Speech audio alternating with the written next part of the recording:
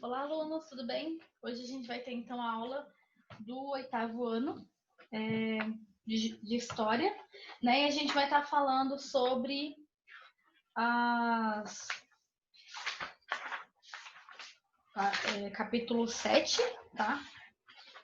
Sobre a América Portuguesa. Lembrando que a América Espanhola, então, foi toda essa região, né, que a Espanha colonizou, e aqui nós temos então a América Portuguesa. Eu trouxe na outra semana algumas reformas de Pombal que não estão no livro, tá? Se vocês quiserem tirar foto, alguma coisa, eu vou tentar mandar ainda essa semana os slides, tá bom? E deixa eu compartilhar aqui com vocês. Esse slide que eu estou mostrando agora, eu acrescentei umas coisas aqui no início, então vou voltar um pouquinho para vocês, tá bom? Principalmente porque normalmente eu não uso muito linha do tempo, mas eu quero que vocês se localizem onde que a gente está na história do Brasil, tá bom? Sei que vários de vocês gostam da história do Brasil, então, de início, né?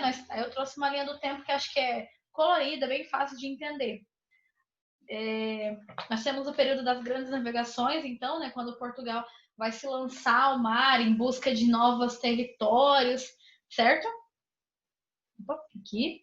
Depois eles vão encontrar a região que hoje é o Brasil, eles vão parar ali naquela parte do tratar mais do litoral, pegando basicamente para o Brasil, tá até aqui, né, a representação.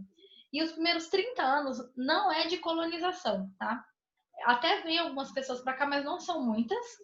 Mais para extração, mais para aquela utilização das feitorias, tá bom? Os jesuítas eles começam a chegar a partir desse momento, em que eles têm um objetivo. Quem não lembra quem são os jesuítas, são uma área um grupo da Igreja Católica, né, que vai tentar, pós-reforma protestante, a gente estudou isso ano passado, né, reforma protestante. Então, quando os católicos começam a perder muitos fiéis na Europa para o protestantismo, eles vão criar, lá no Concílio de Trento, algumas comunidades para poder pregar o evangelho, né, o catolicismo por aí. E aí a Companhia de Jesus é uma delas, e que vem para cá com o objetivo de catequizar os indígenas, tá bom?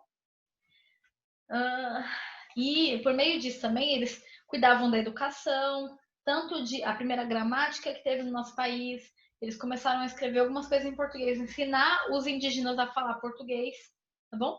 E aí depois de 1530 a gente começa o período colonial, que é o período que a gente está estudando ainda. Desde o momento que eles começam realmente, né, a colonizar até 1822, tá bom? E depois começa o império, né? Mas a gente está estudando aqui. Lá em 1693, mais ou menos, os bandeirantes encontram o ouro, tá? O livro de vocês, ele foca mais no declínio do ouro e nos impactos que isso causa. Mas eu escolhi trazer outras coisas além disso, porque eu gostaria que vocês conhecessem para ficar mais fácil o entendimento, tá bom? Quando acontece o grande época do ouro, eles encontram toneladas de ouro por ano e tudo mais, mas o ouro não é um bem renovável tão rápido, né? Então demora a se renovar. E aí eles extraíram anos e anos de ouro, uma hora começa a acabar. Só que Portugal não entende isso. Acredita, na verdade, que esse ouro está parando de ser enviado para Portugal porque as pessoas não queriam falar para Portugal. Então acaba que ou estava pegando de Portugal, tá bom? Então eles vão fortalecer ainda mais, e esses impostos, essas coisas que eles vão colocar, é o que vai causar várias revoluções e revoltas que a gente vai estar estudando nesse capítulo, tá bom? Então nós estudamos o Marquês de Pombal, que é uma espécie de ministro. Ele era um déspota esclarecido, existe o rei, ele não era o rei, mas ele tinha um objetivo mais de cuidar dessa parte estrutural, tá? Do Império de Portugal. Então, ele tanto faz reformas em Portugal quanto no Brasil, tá bom? E essas reformas vão ser bem nessa linha do despotismo esclarecido mesmo, tá?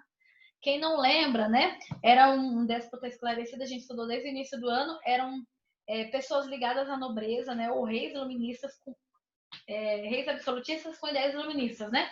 No caso, ele não é um rei, mas ele ainda tinha ideias iluministas, apesar de querer manter o seu poder, tá bom? Ele tinha bastante poder mesmo. Então, ele determina o fim das capitanias hereditárias, ainda existia. Por que é o fim? É só porque não estava dando certo? Não, na verdade é porque ele quer haver essas terras para o Estado. E hereditária, então, era meio que o particular. Mesmo que as terras continuassem de Portugal, sempre ia passando de pai para filho. Ele não queria mais isso, ele queria ter a liberdade para poder dar as terras para quem ele quisesse, para quem sentisse necessidade, entende? Então, fim das capitanias hereditárias para reaver as terras, transferência da capital federal Rio de Janeiro para o Rio de Janeiro, antes era Salvador, né? E muito por causa do pau-brasil, né? Aquela estrutura de lá, das cana-de-açúcar. Depois, com a descoberta do ouro, eles estão muito longe da capital, para os portos de exportação para a Europa, né? O ouro. Então, eles decidem Rio de Janeiro, que acha que vai ser um local mais fácil, tá? Eu vou arrumar aqui. Expulsão dos jesuítas. Como eu acabei de falar para vocês, né? Recapitulei. Os jesuítas já estavam aqui há muitos anos, eles já tinham um papel importante na questão do fortalecimento da Igreja Católica aqui na nossa região, né, no nosso país. Só que o Marquês de Pombal, ele pensava bastante no quesito poder do Estado. Se as pessoas davam muito poder à Igreja, não ia dar poder suficiente ao Estado. Se dava muito imposto à igreja por meio do dízimo, por meio das ofertas ou outras coisas que eles pagavam à igreja, né? Eles iam diminuir o dinheiro ou as terras que eles tinham para dar para o Estado. Então, ele decide que não quer mais vínculo Estado e igreja. Então, ele expulsa os jesuítas, tá? Com essa política de laicização do Estado, em que eles vão querer separar o Estado da igreja mesmo, tá bom? Em que o Estado tenha mais poder do que a igreja. Uma categoria forte do iluminismo é esse anticlericalismo, né? Sem tanto poder do clero, sem tanto, porque quando as pessoas ouviam o clero, acreditavam que era a vontade de Deus aqui na Terra. Então, eles vão falar assim, nossa, mas se todo mundo obedecer só a igreja, a gente vai acabar perdendo uma hora ou outra. Então, eles decidem tirar um pouco dessa influência da igreja perante as pessoas, tá bom? Reaver terras da igreja também, em que eles vão pegar essas terras da igreja, tá? E voltar para o estado em que eles possam plantar, ou vender, ou dar, de acordo com as suas necessidades, tá bom? Outro fator é que agora a educação não está mais na igreja, é dever do Estado. Não era educação para todo mundo, não, tá, gente? A educação era quase completamente voltada para as pessoas mais nobres ou para pessoas ligadas à burguesia. Então, eram pessoas que já tinham algum tipo de verba para poder estar estudando. Quem era mais pobre trabalhava, né, para sustentar, para viver. E aí ele cria esse subsídio literário, que era um imposto apenas para bancar a educação, né, no país. Porque não era a igreja fazia isso. Então, para conseguir colocar esse papel que era da igreja agora no Estado, ele vai precisar de um imposto só com esse objetivo. Outro fator que ele faz uma grandes reformas. Lembrando que essas reformas aqui não estão no livro, viu? A abolição da escravidão dos indígenas. Já não era muito comum a escravidão de indígena, era bem mais comum com o negro, né? Em São Paulo, que tinha um pouco mais, porque eles não, durante muito tempo eles não tinham dinheiro, né, para poder comprar negros, então eles decidem abolir de fato a escravidão dos indígenas.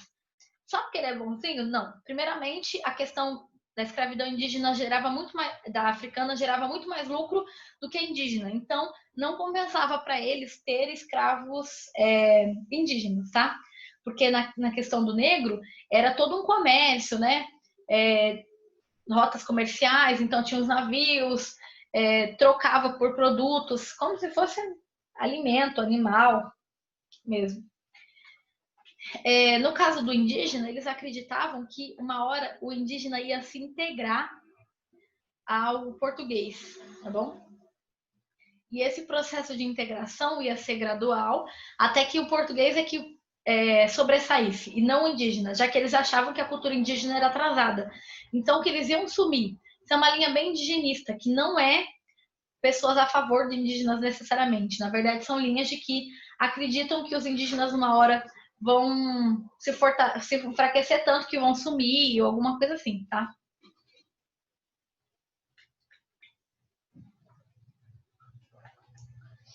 e permitiu cada vez mais uma pequena manufatura têxtil. Lembrando que manufatura é aquele componente em que um pequeno grupo, pode ser seus familiares e um aprendiz, vão fazer, né, produtos, no caso tecidos. Esses tecidos quase sempre ligados às coisas que já eram produzidas aqui, sacas de café, açúcar e tudo mais, tá? Não eram tecidos de roupa bonita, essas coisas, nada disso.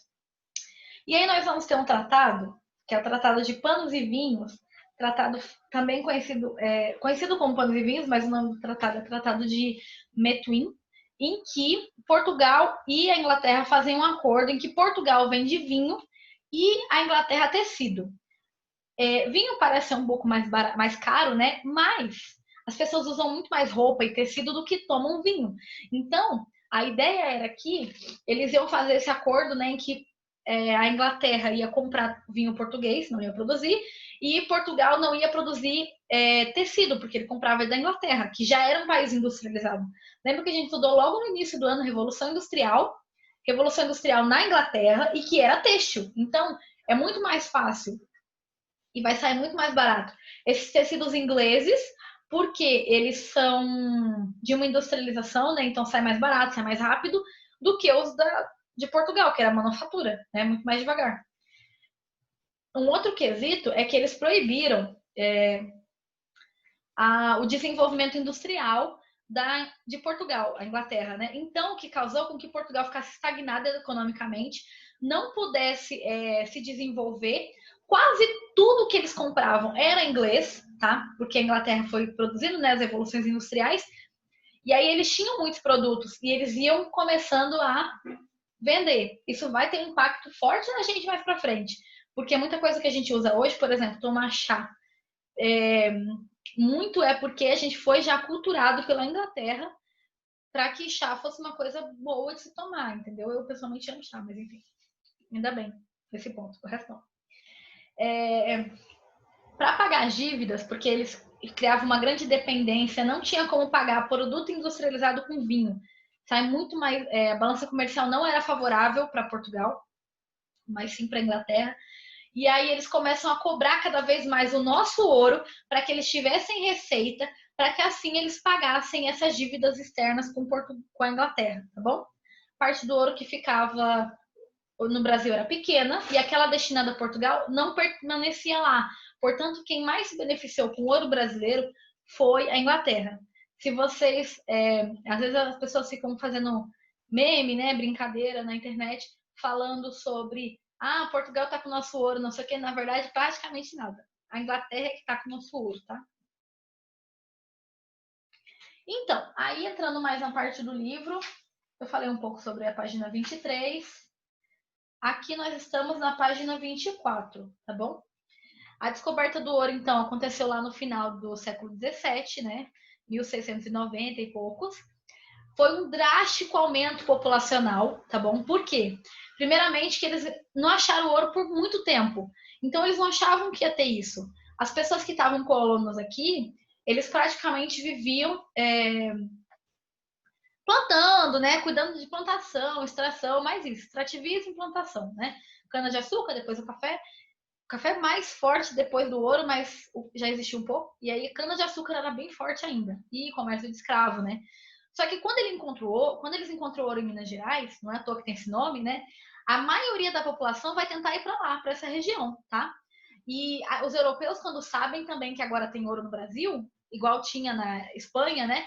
Eles vêm em massa para cá. Então, aumenta drasticamente o quesito, como é que eu posso dizer, de imigração, tá bom? Então, a imigração para o Brasil cresce muito nessa região e eles vão crescer bem nessa região de Minas, tá? Minas, Rio de Janeiro. Então, ele acaba se desenvolvendo como um centro urbano, tá? Desenvolvimento urbano, em que eles vão ter casas importantes, tá? Tanto de administração do governo português, quanto das pessoas. Eu fui em Ouro Preto, eu trouxe imagens para vocês verem, tá bom? Mas eu já mostro o quanto eles se desenvolveram. Quando não era ligado ao ouro, por exemplo, né, um ano da época de ouro, de muito ouro, né, chegava a extrair 2,9 mil quilos de ouro por ano. Se você já assistiu o History ou a Discover, quando tem aquela febre do ouro, né, aqueles programas de ouro, às vezes a pessoa acha, 300 gramas de ouro e dá o ano todo. Imagina 2,9 mil quilos de ouro. É muito ouro que eles achavam. Então, eles iam extraindo, né, e mandando quase para Portugal. Pouca coisa ficava aqui, porque os impostos eram altos, tá? E todo mundo que tá... Esse crescimento populacional todo gerou em função do ouro, tá? Lembrando que esse ouro poderia ser dentro do riozinho, lembra? Aqui, dentro da escavação, né? Então, tinham algumas formas.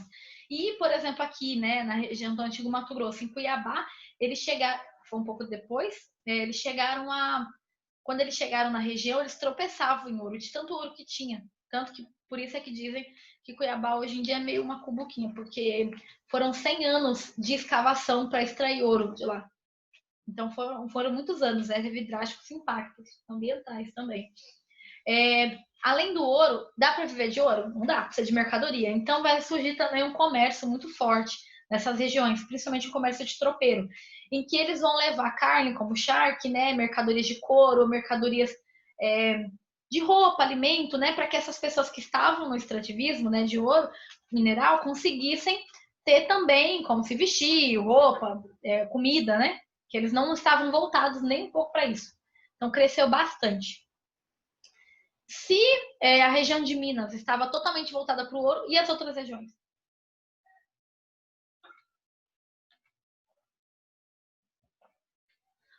Nós temos o Rio de Janeiro, tá? Que estavam produzindo bastante alimento, assim como a Bahia e Pernambuco. Tanto plantação de produtos, né, para consumo, quanto de criação. Por exemplo, Bahia e Pernambuco, muito forte os cabritinhos, ovelhas, né? Outras regiões também o gado mais para o interior, tá bom? Não era muito frequente, mas lembra que a gente estudou sobre os movimentos de sertanismo, né? Que são aqueles movimentos de pessoas que entraram mais para dentro da região do Brasil para criar o seu gado, tá? Rio Grande do Sul, gados, moares e charque. Lembrando que os moares, eles são uma espécie de buim ou de mula, tá? Então eles criavam esses animais para alimento, né? Carne, enfim. São Paulo, cana-de-açúcar ainda é muito forte, Bahia, tabaco, Maranhão, algodão, e o mercado escravo ainda estava, né, abastecendo mercadorias aí pelo litoral do Brasil, tá bom? Ainda era muito comum. Na verdade, a abolição da escravidão negra no Brasil só acontece em 1888. Então são quase 100 anos ainda para isso acontecer. E aqui está o ouro. O ouro no Brasil, quando ele era encontrado em pó, né, pedaços de pedra, e aí ele era derretido, prensado, cunhado, para essa representação aqui, para representar que era da coroa portuguesa, porque caso encontrassem, caso roubassem, alguma coisa assim, saberiam que era um lote português, tá? E do rei. Então, se alguém roubasse, saberiam que era disso. Como eu disse, eu fui em Ouro Preto alguns anos atrás, acho que 4, 5 anos atrás, e foi uma das melhores experiências da minha vida. Se alguém falar para vocês, para onde vocês querem viajar no Brasil, antes de qualquer outro, acho que escolha Ouro Preto. É uma cidade muito maravilhosa. Eu fui em Ouro Preto e Mariana, que foi praticamente destruída, né, quando aconteceu o desastre da Vale. Eu trouxe foto dos dois. Eu só esqueci de pegar foto da mina, mas eu posso trazer na próxima aula, que eu entrei, né, numa mina de ouro. Hoje em dia quase não tem mais ouro, até existe, mas um guia explicou pra gente que o problema é que a cidade inteira foi construída em cima de vários túneis de mineração. Se continuar escavando, é perigoso desabar. Para quem gosta de engenharia, arquitetura, vai gostar bastante das imagens. São muito fortes as imagens daquela arquitetura da época, tá bom? De 1600, 1700 a 800, tá? De 1700 a 800, tá bom? Uma arquitetura portuguesa, onde teria várias janelas, vocês vão ver isso, tá bom? Aqui a visão da noite foi a primeira vez que eu cheguei. A iluminação não tá boa com minha câmera, mas, gente, foi uma das coisas mais lindas que eu já vi. Sempre vales, né, Minas Gerais, então parece um panteão, assim, na Europa, sei lá. E aí, ó, aqui, né, a mesma visão, só que de dia, tá bom? Ou uma parecida, né? E eu trouxe várias igrejas. Algumas igrejas dessa região, elas têm até hoje, não tem foto, porque não pode tirar foto lá de dentro, a igreja é inteira revestida por dentro de ouro ainda, tá? Porque eles pintaram uma espécie de tinta com ouro. Outro fator é que quem estuda artes, talvez vocês já estudaram arte barroca.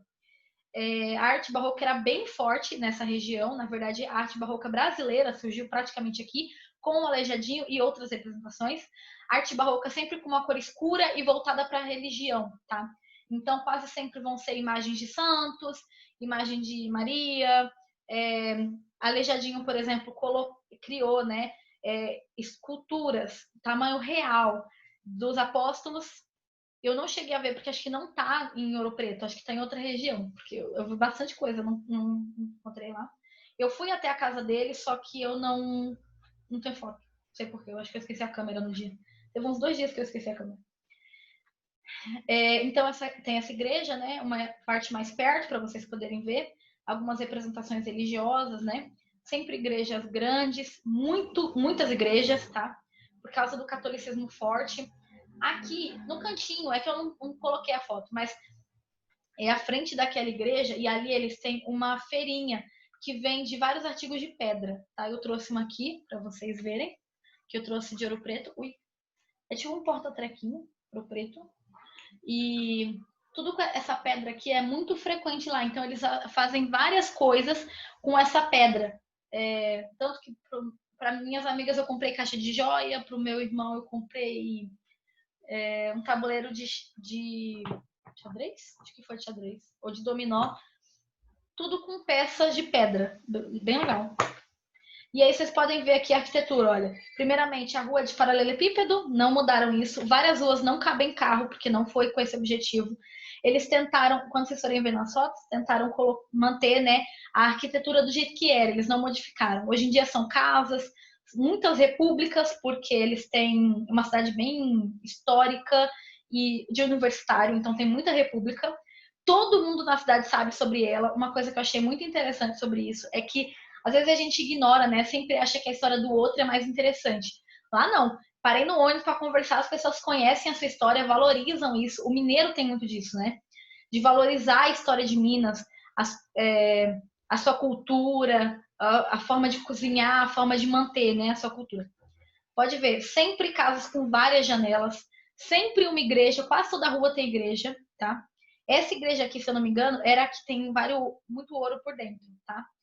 Só que eu não entrei, porque eu subi aqui para ver. Gente, foi uma das ruas mais lindas que eu fui. Parece, do que eu imagino que seja Paris, seja essa rua aqui. Tinha um cara tocando violino numa sacada cheia de flores e tem uns riozinhos passando por baixo. Nossa, muito, muito lindo. Por isso é que eu digo, vão em Ouro Preto, é muito bonito. Tudo feito de pedra ainda, né? Não tem esse negócio de tijolos igual os nossos, tá? Sempre igreja, para todos os lados. E aí, para manter a fachada da região, eles colocam esse tipo de letreiro nas coisas que são de hoje, tá? Então, todo lugar você acha chocolate. Tem gente que tenta até manter, por exemplo, a chocolateria que tinha lá era Brasil Cacau, que é uma chocolateria de hoje, mas era de madeira, com umas cores desbotadas para parecer que era da época, sabe? Para valorizar. Ó, como eu disse, nem todas as ruas cabem carros, né? Mas essas aqui sim. Muitas janelas, igreja para todo lado. Quase toda rua tem uma igreja. Mas arquitetura eu gosto bastante de arquitetura de época. Então, eu mais tirei fotos de arquitetura do que de outras coisas. Esse daqui é ouro, tá? Fui numa casa lá onde eles tinham algumas pedras de ouro. E aí essa daqui é por isso que é ouro preto. É porque muito do ouro vinha numa pedra preta, tá? E eles tinham que extrair. Ele disse que essa daqui é ouro de tolo, não era ouro de verdade, tá bom? Então, às vezes, as pessoas eram enganadas por essas pedras. Achavam que tinha encontrado ouro e, na verdade, não. Mais da rua, mais igreja. Quase sempre as pessoas colocam flores nas sacadas, até hoje. Isso daqui é uma casa de fundição que eu fui, que é onde eles levavam o ouro, ou como imposto, porque levavam ou na casa de fundição ou na câmara, né? Depende da região. E aí eles derretiam esse ouro nesses produtos, nesses equipamentos aqui, e aí eles iam cunhando, né, para colocar o símbolo da coroa que eu falei para vocês. Aqui algumas moedas, réplicas, né, do ouro derretido. Tinha algumas originais que tiveram algum tipo de deformação, né, no símbolo, então ficaram lá.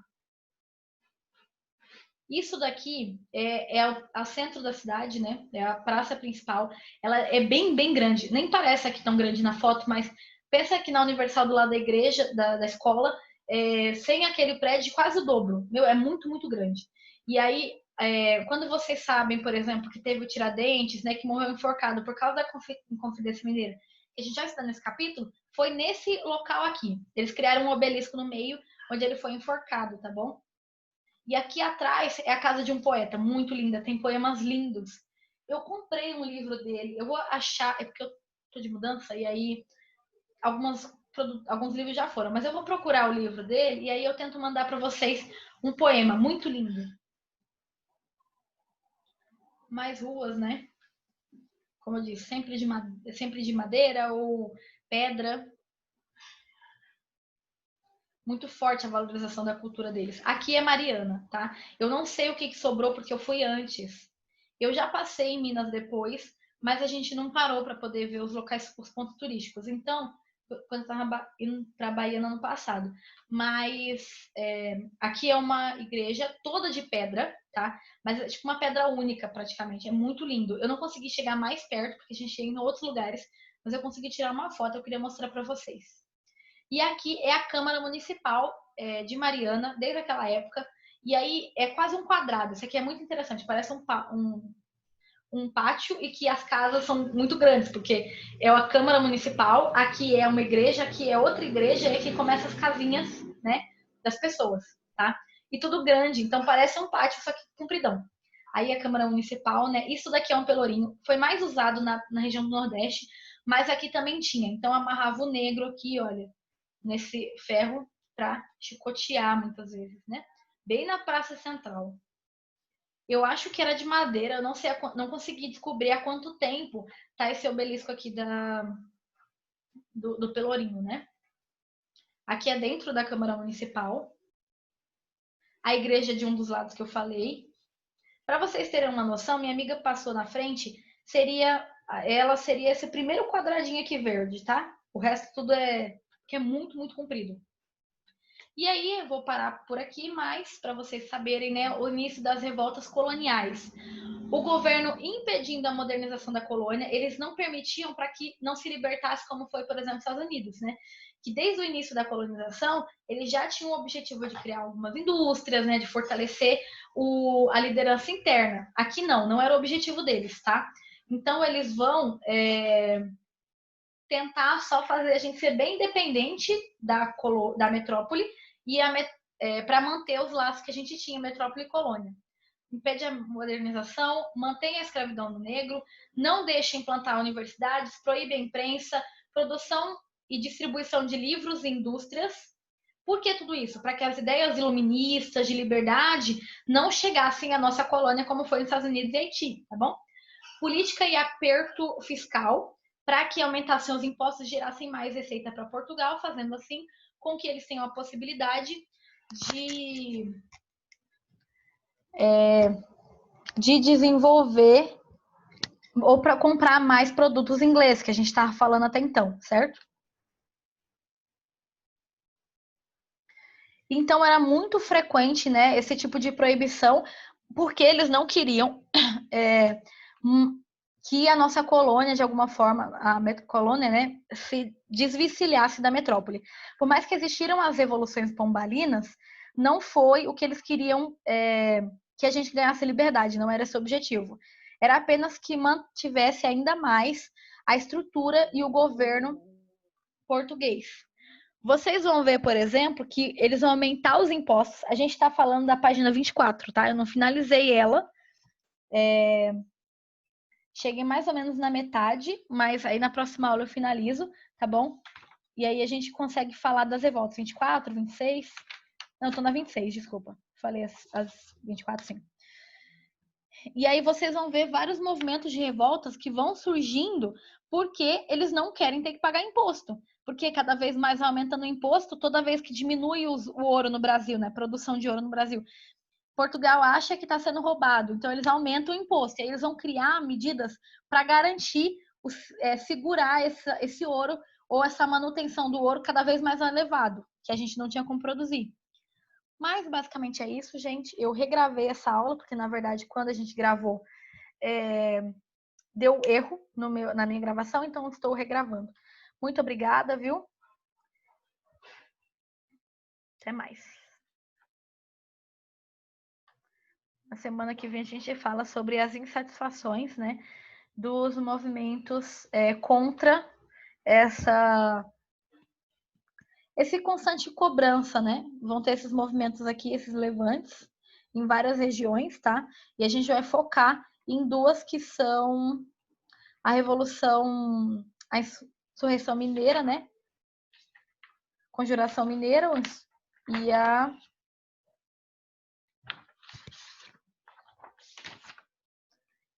Conjuração Baiana, tá bom?